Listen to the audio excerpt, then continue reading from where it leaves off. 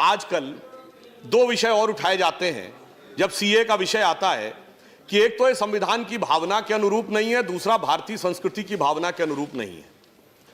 मैं सिर्फ ये कहना चाहूंगा कि हमारी संस्कृति तो वो रही है कि हमने शरण में आए हुए व्यक्ति की रक्षा के लिए ऐसे ऐसे उदाहरण दिए हैं जो विश्व में आपको कहीं नहीं मिलेंगे। भारतीय पुराणों में और बौद्ध जातक कथाओं में राजा शिबी का उल्लेख आता है कि एक कबूतर जिसको बाज पकड़े ले रहा था वो उनकी शरण में आ जाता है और कहता मेरे प्राणों की रक्षा करिए। तो राजा शिबी कहते हैं ठीक है मैं रक्षा करूंगा। वो बाज को कहते हैं अब ये मेरे शरणागत हो गया, अब ये तुम्हें नहीं मिलेगा। तो बाज कहता मैं भी तो आपकी प्रजा हूं, ये मेरा भोजन है, आप मुझे अपने भोजन से वंचित कैसे कर सकते हैं।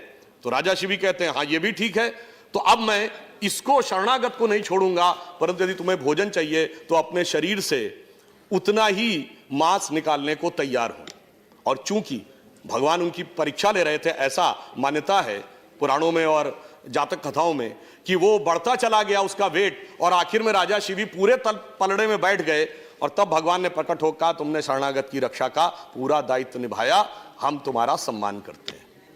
इसीलिए शायद अटल जी ने यह पंक्ति लिखी थी कि मैंने छाती का रक्त पिला पाले विदेश के क्षुधित लाल, मुझको मानव में भेद नहीं मेरा अंतस्थल उर विशाल, शरणागत की रक्षा की है मैंने जीवन भी देकर, विश्वास नहीं यदि आता तो यह साक्षी है इतिहास अमर।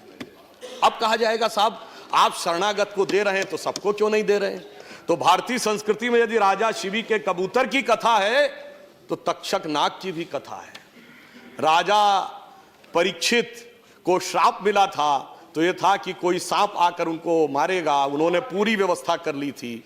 और उसके बाद वो फलों के बीच में घुसकर एक छोटा सा सर्प तक्षक अंदर पहुंचने में सफल हो गया और उसने राजा परीक्षित को डस लिया और उनकी मृत्यु हो गई।